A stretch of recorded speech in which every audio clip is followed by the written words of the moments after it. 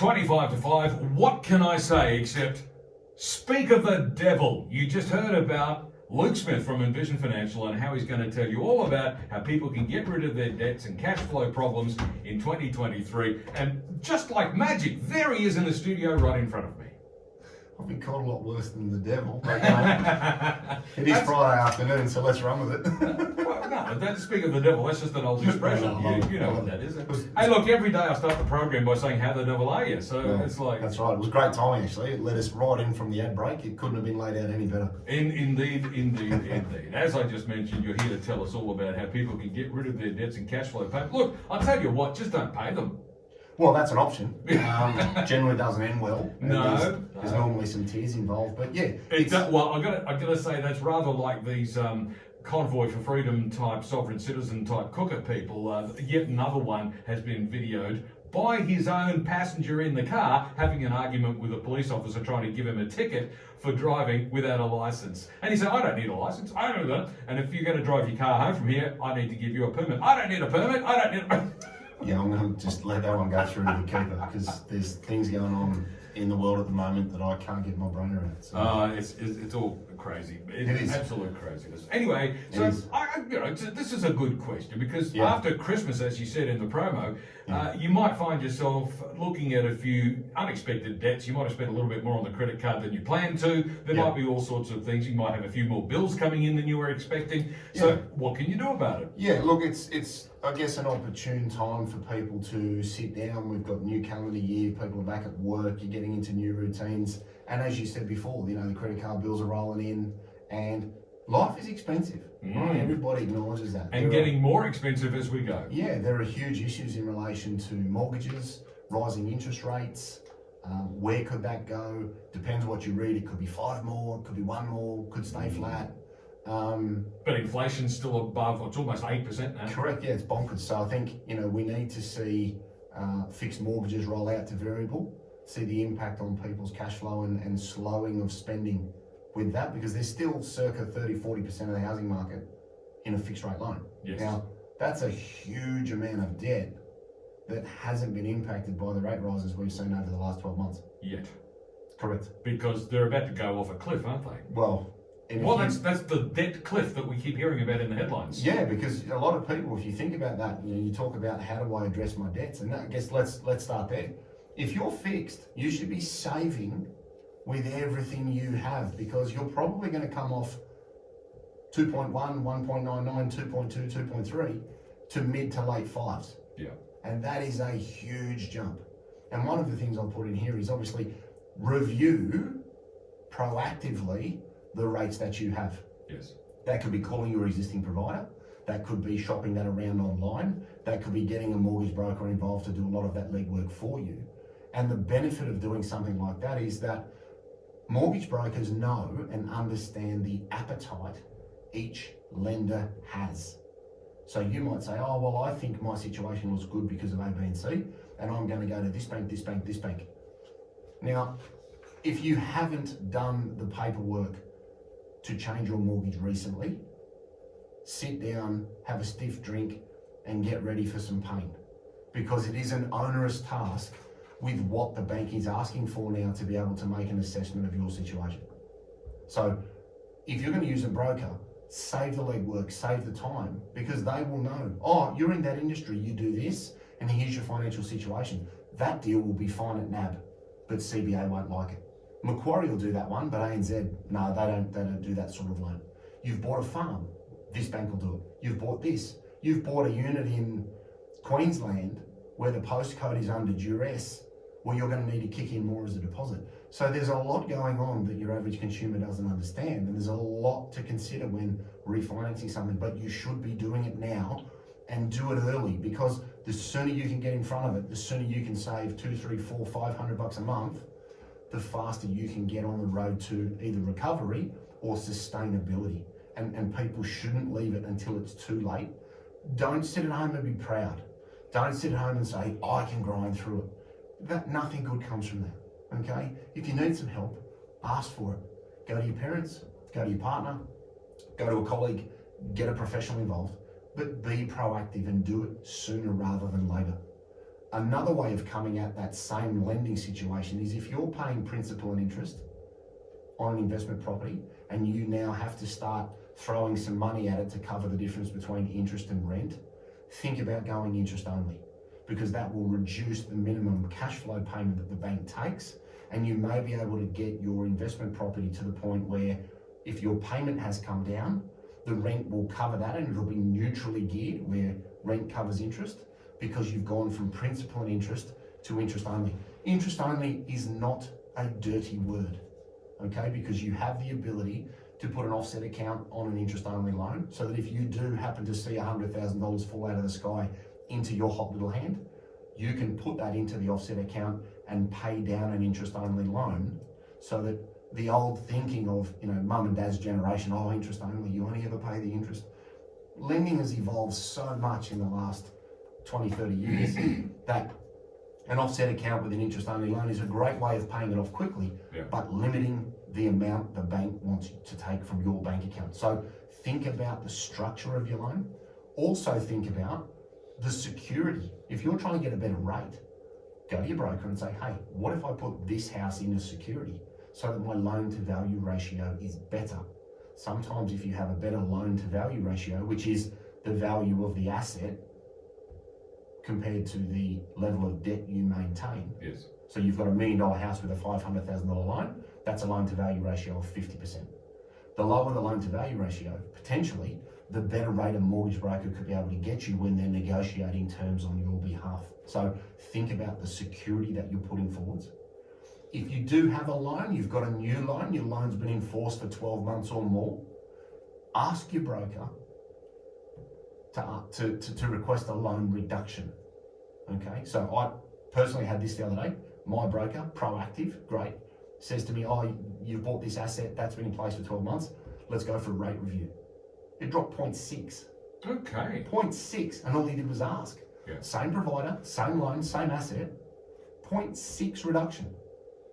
If you don't ask, you don't get. Yeah, well, and that's quite astounding given that you're expecting rates to go the other way, aren't you? Yeah, well, again, if they keep going up, let's bring down what they're coming up from. Yes. So, ask your broker to ask for a loan review or whatever they call it technically. Yeah. So they're the go-tos for me in relation to home loans. As we mentioned before, at the start of the show, if the credit card is maxed out, think about getting money out of your offset account to pay that loan out. Yes. You're then effectively transferring a credit card debt into a home loan debt because you've taken money out of the offset account. Better way to reduce the net interest that you incur. Or think about rolling it to an interest-free card. You might be able to do that for 6 or 12 months and then actively pay down that card, because trying to get in front of 19, 20% interest on a credit card is almost impossible unless you have amazing cash flow. Exactly. So find something that has a lower rate and try and get that lower rate to pay out the credit card. It could be that you go back to the broker again and say, right, can we consolidate some debts? They may or may not let you do that. So it's important to always think, where can I get access to money at the lowest possible interest rate? And am I able to use one of the functions that are there for me to pay off some of the higher interest rates? Car leases is another one. When cash flow comes under pressure, car lease on top of a mortgage, on top of a negatively geared property, that could start to get the better of you as well. So if you think about paying out the car with money from an offset account, for example, then you can bring down the cost of owning that vehicle. So if you've got a $50,000 lease, it might cost you $1,250 a month. If you took the money out of your offset account, paid down the car lease, you've just saved $1,250. Getting rid of car leases is great for cash flow, because the percentage, when you look at the ongoing payment against the value of the debt, because they're generally 3, 4, 5 years, it's a very, very high payment for a very short time frame. So if you can use money in an offset account and again effectively transfer that liability from the lease company to your home, you will be able to reduce the interest that's incurred and reduce the associated payment with that debt. So it's just about trying to actively reduce the money that's going out at a great rate and being able to sustain your lifestyle and be prepared and factor in the potential for additional rate rises going forwards. Okay, so what are the things to keep in mind when looking to save some money on your home loan? Yeah, so think about who you're going to. Think about the lender that you're going to use. If you're using a high quality lender, you'll get a very good rate. If you go to a second or third tier lender, it'll be very difficult to try and get a lower interest rate, but that'll also then be impacted by the financial position that you or your broker are putting forward to the lender. Look at the break costs and associated fees. Understand where you're going to move. We see ads on the TV all the time. Oh, move from here to here and we'll give you $4,000 rebate per loan. Yeah. Now, if you've got 3 investment properties and you can catch $12,000 by changing banks, do the math and see if it's worth doing it. But also then, again, see if it is available to you and consider that, because there are some very, very good incentives that are out there at the moment. Improve your loan to value ratio if you can. If it's a little bit high and you can get some money in to the strategy that you're putting forward, or you can add another asset, try and get your loan to value ratio down, because that will impact potentially the rate that you pay. If you're self-employed, just accept that the bank will look at you as a terrorist out of the gates. Right. That's their starting position until you prove otherwise. Mm-hmm. It's very different for self-employed people to a PAYG employee, Yeah. and the various things that they're going to want to be able to understand your business, the viability of your business, your cash flow, and what you're actually living on. Also then think about the objective of the asset. Am I going to hold it long term? Have I made a lot of money on it at the moment? Could I sell it at the moment and realize some really strong gains and use that to pay down other debts, or take that sale proceed capital and buy another better quality property, potentially in another structure? So look at your asset base and don't just think, well, I'll keep this because I've always had it. You've always got to bring it back and say, what have I got and what is it doing for me? And if you've got a number of properties and you're finding that this one's 250 negative, this one's 500, this one's 300, this one's 500, and all of a sudden your cash flow is starting to get eaten up, maybe one goes. Consider selling one to then reduce the debt on other assets, so that you have 3 good quality properties, not 4 that potentially put your cash flow under duress, because that can then leak into your work, that can leak into your family, that can leak into a range of different things. And I can assure you, it's not worth it. It really isn't, because happy spouses, happy kids, happy workplaces, you may not realise the way that the duress of cash flow pressure, leaks into various parts of your life, and it really just, you can always buy another house. Mm-hmm. There'll always be another car, there'll always be another house. So, don't worry about trying to hang on to something for the sake of it. Make a good decision for you and your family, and be proactive. It's 12 minutes to 5 on 2CC. Luke Smith from Envision Financial is with us this afternoon, talking about how people can get rid of their debts and improve their cash flow for 2023, and especially in the light of interest rates looking likely to continue increasing this year. We'll be back with more in just a moment.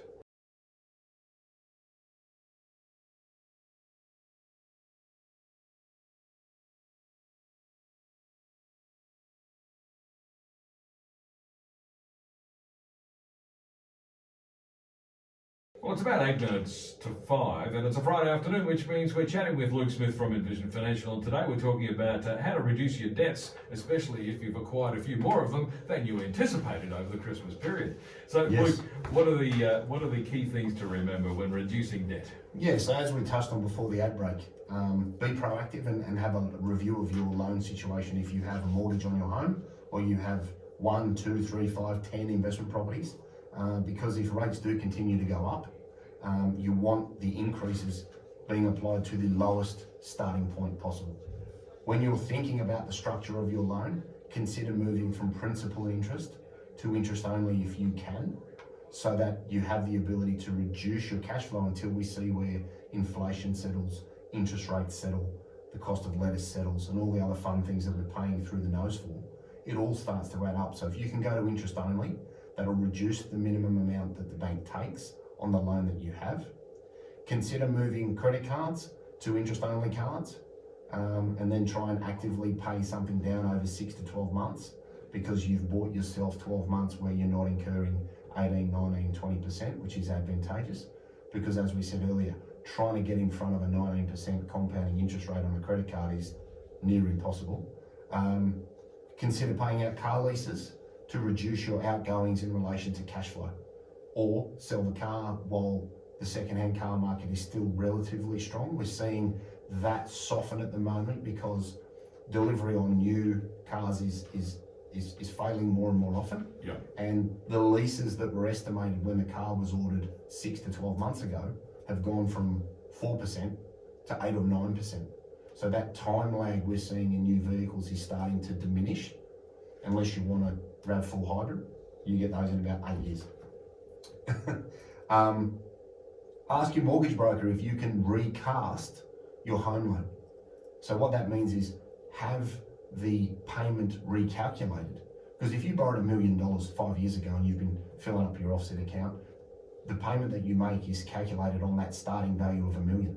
Now, if you've got 500,000 in your offset account, if you have your home loan recast or recalculated, whatever the term is that the broker uses, they will work out the payment on the outstanding 500. So that can significantly reduce your cash flow costs as well, whilst remaining in the same loan. Now, the downside of that is you lose access to some of the money in the offset account, but you always need to look at something and say, what's my priority at the moment? And last one, as we said before the outbreak, get a broker involved, get involved early. The earlier you get a professional involved when it comes to lending and putting a deal together, the better your financial situation looks.